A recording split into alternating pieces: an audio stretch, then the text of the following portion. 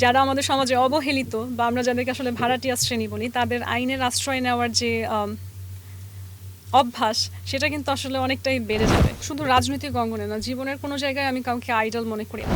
ইনশাআল্লাহ যদি আমি সংসদ সদস্য হই আমি অবশ্যই সেটা পজিটিভলি আমার নজরে রাখবো এবং আমি চেষ্টা করব যে যেহেতু আমি লিগ্যাল অ্যাসেসমেন্ট সাপোর্ট ফ্রি দিচ্ছি আমি প্রিটি শিওর এখন হয়তো যারা ক্ষমতাশীল আছেন তারা এটা ফেস করছে না যে সবাই আইনের সাহায্য নিচ্ছে, যেহেতু অনেকে ভয় পায় যে একটা মামলা করলে কেমন খরচ হতে পারে কিংবা আমাকে এই মামলা করে আমি সামনে কতটুকু অগ্রসর হতে পারবো।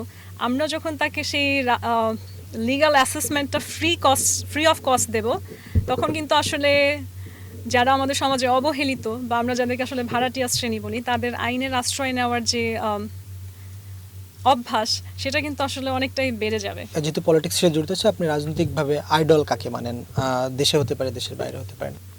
আচ্ছা, to be frank with you, শুধু রাজনৈতিক অঙ্গনে না, জীবনের কোনো জায়গায় আমি কাউকে আইডল মনে করি না।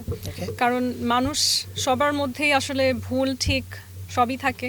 আমিও তো পারফেক্ট হিউম্যান বিং না, আমার মধ্যে অনেক ফ্লজ রয়েছে। তো সেই জায়গা থেকে আমার কাছে মনে হয় কাউকে আইডল ধরে নিলে আসলে ডিসঅ্যাপয়েন্টেড হতে হবে, because we are all human beings, we are all flood in the end.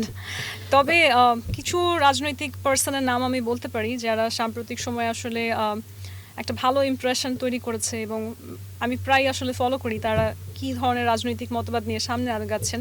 তার মধ্যে একজন হতে পারেন হচ্ছে জোহরান মামদানি। রিসেন্টলি সে খুবই সুন্দর একটা পরিবর্তন এনে দেখিয়ে দিয়েছেন, সেটা আমার কাছে ভালো লেগেছে। এবং যদি একটু প্রবীণদের মধ্যে বলি তাহলে আমি বার্নি স্যান্ডার্সের কথা বলতে পারি। He is also a friend of my father. আমার বাবার রাজনৈতিক জীবনে উনি একজন, আমি সঙ্গী বলবো, ভালো একজন বন্ধু। এবং সিনথিয়া ম্যাকিনির কথা বলবো, যিনি হচ্ছেন একসময় আমার নিজের শিক্ষক ছিলেন এবং আমার জীবনেও আসলে ওনার অনেক অবদান রয়েছেন। তো এই তিনজনের কথা বলবো যাদেরকে আমার ভালো লাগে।